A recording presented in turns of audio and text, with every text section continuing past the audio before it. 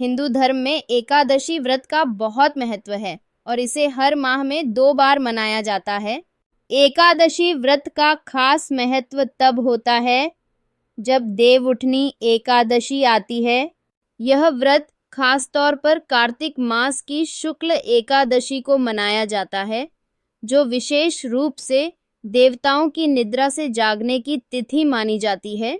देवउठनी एकादशी व्रत का पालन करने से व्यक्ति के सारे पाप समाप्त हो जाते हैं और उसे मोक्ष की प्राप्ति होती है। इस व्रत का पालन करने से न केवल आत्मिक शांति मिलती है, बल्कि जीवन में सुख, समृद्धि और भक्ति का आशीर्वाद भी मिलता है। देवउठनी एकादशी का पर्व मुख्य रूप से भगवान विष्णु के जागरण के रूप में मनाया जाता है।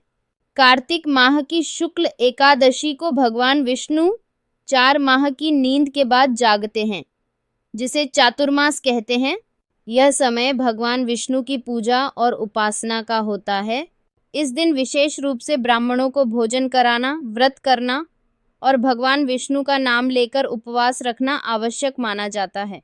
प्राचीन समय में एक छोटे से गांव में एक ब्राह्मण परिवार रहता था। वह ब्राह्मण बहुत ही धार्मिक और सच्चे हृदय वाला व्यक्ति था। वह हमेशा भगवान विष्णु की पूजा करता और उनके भजनों में लीन रहता। हालांकि उसका जीवन बहुत कठिन था और वह हमेशा रण में डूबा रहता।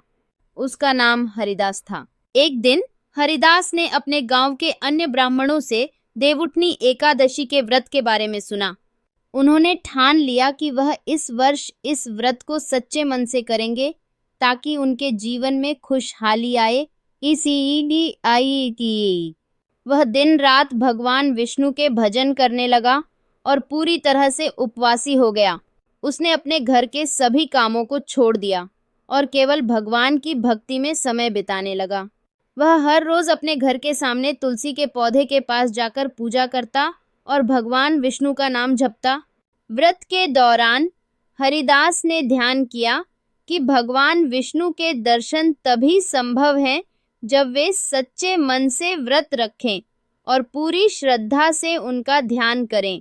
उसने सभी सांसारिक इच्छाओं और दुखों से परे रहते हुए भगवान के प्रति अपनी श्रद्धा और भक्ति को प्रकट किया।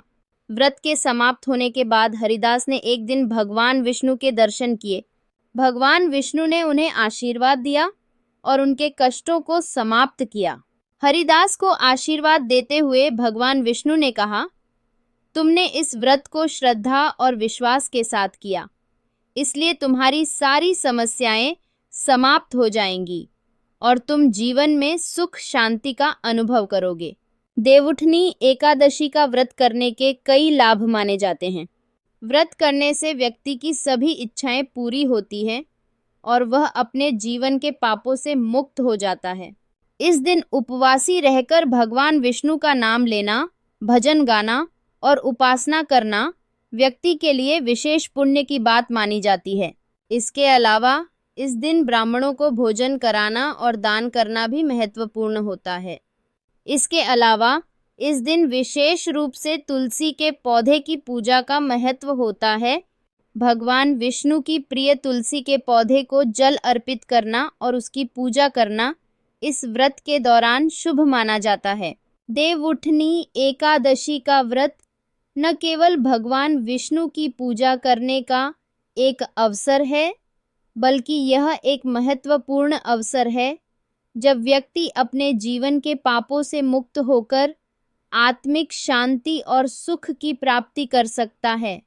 इस दिन किए गए व्रत और पूजा से व्यक्ति को भगवान विष्णु का आशीर्वाद मिलता है और उसका जीवन उज्जवल और सफल बनता है।